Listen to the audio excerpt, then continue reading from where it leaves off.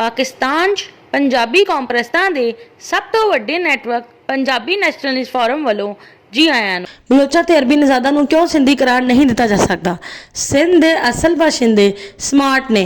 Smart असल च सिंधी ने ते सिंध दे वारिस ने, लेकिन स्मार्ट ते बलोचा ते अरबी नज़ादा ने सियासी समाजी मुआशी इंतजामी इकतसादी बालादस्ती कायम की हुई है। कौम दे लई जुबान दी बुनियादी अंसर दे इलावा सानवी अंसर दे तौर ते मुश्तरका जमीन सकाफत ते तारीख दा होना भी लाजिम है।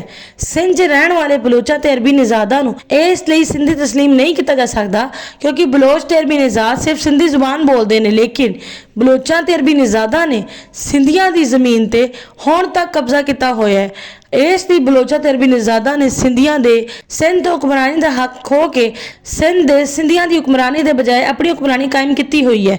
बलोचा ते अरबी निजादा ने सिंधियां दी जमीन ते हुण तक अपनी सकाफत राइज की हुई है।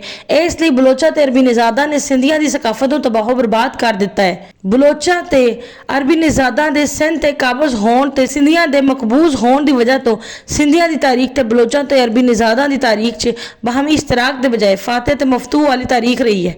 इसलिए जमीन सकाफत तारीख दे मुश्तरका ना होने की वजह तो सिंध ते काबज बलोचा ते अरबी निजादा की तरफों सिंधी जुबान बोलन या खुद नूं सिंधी कहण की वजह तो सिंधी करार नहीं दिता जा सकता।